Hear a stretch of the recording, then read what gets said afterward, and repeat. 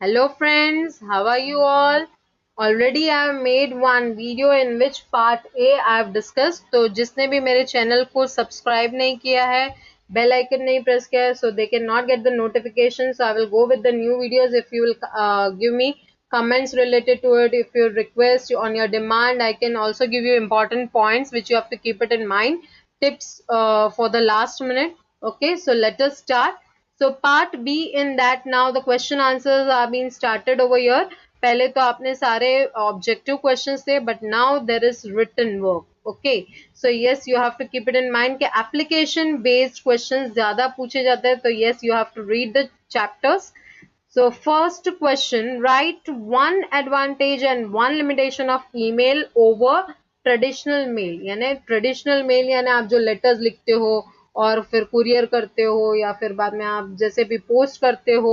So instead of that, अगर आप email use करते हो then what are the advantages? You know very well, then also we'll go for it. First, we can send and receive email very fast. हम लोग बहुत जल्दी email receive कर सकते हैं, सेंड कर सकते हैं और हमें वहां रहने की जरूरत भी नहीं है. किसी भी टाइम हमें मिल सकता है, कोई भी जगह पे हमें मिल सकता है from anywhere in the world. But the limitation is what कि you can not send it to someone living in a remote location. यानी जो लोकेशन में यहाँ जहाँ पहुंच नहीं सकते हैं पर्सन, वहां वो मेल यानी जिसके पास नेट ही नहीं है, जिसको नेट का नॉलेज ही नहीं है या कंप्यूटर ही नहीं है, तो वो क्या करेंगे. So at that time that they have to use the traditional mail. Sorry, what is FTP? FTP full form please remember, मैंने पहले भी बता चुकी हूँ कि yes full forms you have to keep it in mind because उसके related questions आते ही हैं. FTP stands for file transfer protocol और उसके अंदर हम लोग क्या करते हैं. It is one type of internet protocol. Protocol means set of rules which you have to follow while transmitting the files between computers. यानी फाइल अपलोडिंग एंड डाउनलोडिंग. आपको पता ही होगा कि अगर आप फाइल अपलोड या डाउनलोड करते हो at that time you have to follow some rules and that is called FTP. Okay, consider the following HTML statement. यहाँ ये HTML स्टेटमेंट को देखो and after that the question is there what is mean by text and background. यहाँ text भी दिया है and background भी दिया है, यू कैन सी. तो टेक्स्ट मीन्स व्हाट, मैंने लास्ट वीडियो में भी एक्सप्लेन किया था. That text means what, that default text आपको चाहिए जो वेब पेज में आपको चाहिए तो वो आप यहाँ दे सकते हो. So yes, the text attribute will make the text appear in blue colour on a web page. यानी पूरे वेब पेज में वो कलर क्या आएगा, टेक्स्ट का ब्लू आएगा. अगर आप बीच में फॉन्ट से चेंज करते हो then yes you can change it, but after that when font is close तो फिर से वो ब्लू कलर स्टार्ट हो जाएगा.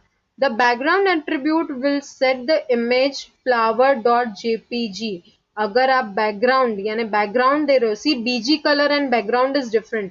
बीजी कलर यानी उसमें आप कलर ही दे रहे हो. बैकग्राउंड से क्या हो रहा है, that you are giving a background image and that you can give by JPEG, GIF. Okay, so background image you can give it over there. Next is what is the use of vlink attribute. Vlink means visited link. Visited link यानी वो already आप visit कर चुके हो, right? So it stands for visited link and in that the default color, उसका default color क्या होता है, that is purple.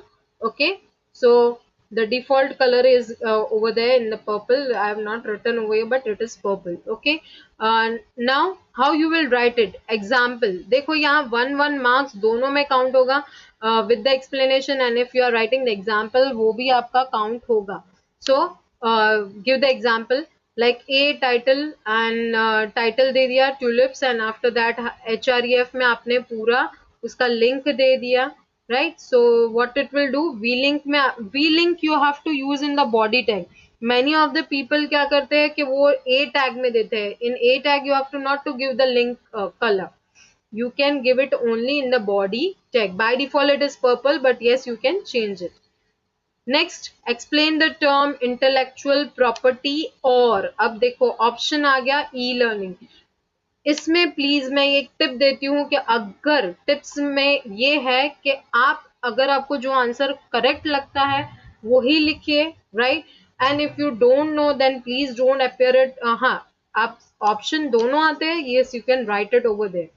Now intellectual property, refers to creation of the mind. Already वो अभी मैंने आपको एक्सप्लेन किया था दैट क्रिएशन ऑफ माइंड यानी आपके माइंड के क्रिएटिविटी, आपने अपने आइडियाज जो लगाए हैं उसका आपको प्रॉपर्टी राइट्स मिलता है, right. So has a both a moral and a commercial value. It is a property that evolves from the human intellect, यानी आपकी खुद की जो इंटेलेक्चुअल आइडियाज है उसको वो वहां दिखाता है, right. So there are two distinct forms, इसमें दो फॉर्म है, that is literally and artistic work.